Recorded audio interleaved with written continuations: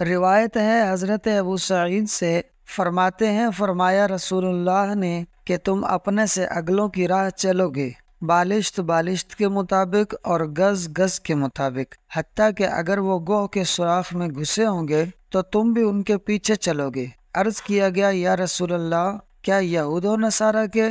فرمایا تو اور کون؟ مسلم اور بخاری۔ تشریح: حدیث میں جو یہ فرمایا کہ تم اپنے سے اگلوں کی راہ چلو گے بالشت بالشت کے مطابق اور گز گز کے مطابق، اس سے برا طریقہ مراد ہے، اور اگلوں سے مراد یہود اور نصارہ ہیں، یعنی تم ان یہود و نصارہ کے نقال بنو گے، ان کے رسم و رواج اور چال ڈھال کو پسند کرو گے اور اختیار بھی کرو گے، بالکل ان کے مطابق ہو جاؤ گے، جیسے ایک ہاتھ کا بالشت دوسرے ہاتھ کے بالشت کے بالکل برابر ہوتا ہے، یا جیسے ایک گز دوسرے گز کے بالکل برابر ہوتا ہے۔ اس فرمان کے مطابق آج ہمیں اپنا حال دیکھنا چاہیے۔ ہندو، سکھ، پارسی، مجوسی سب اپنی شکل، اپنا لباس اور اپنی وضاقتہ کو پسند کرتے ہیں، مگر ایک ہم مسلمان ہیں کہ ان کی نقل میں فنا ہوئے جا رہے ہیں۔ صرف نام کے مسلمان ہیں، باقی سب طور طریقے یہود و نصارہ والے ہیں۔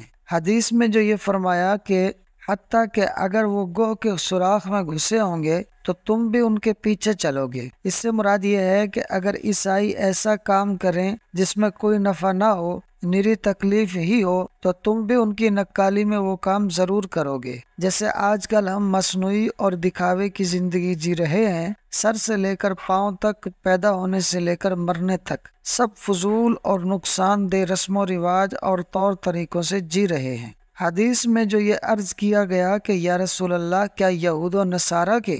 فرمایا تو اور کون؟ اس سے مراد یہ ہے کہ اگلوں سے یہی قومیں مراد ہیں۔ یہاں مرکات نے فرمایا کہ انسان معجون مرکب ہے، اس میں حیوانیت بھی ہے اور ملکیت بھی، یعنی فرشتوں کی صفات بھی ہیں۔ اگر انسان پر ملکیت غالب آ جاوے تو فرشتوں سے بڑھ جاتا ہے، اور اگر اس پر حیوانیت کا غلبہ ہو جاوے تو اسفل السافلین میں پہنچ جاتا ہے۔ حاکم نے بروایت حضرت ابن عباس حدیث نقل کی کہ اگر عیسائی سڑکوں پر اپنی بیویوں سے صحبت کریں گے تو تم بھی ایسا ہی کرو گے۔ مرکات۔ اللہ پاک سے دعا ہے کہ وہ ہمیں اسلامی زندگی جینے والا بنائے، آمین۔ دوستو، ویڈیو اچھی لگی ہو تو فاسٹ سنو یوٹیوب چینل کو سبسکرائب کر لیں۔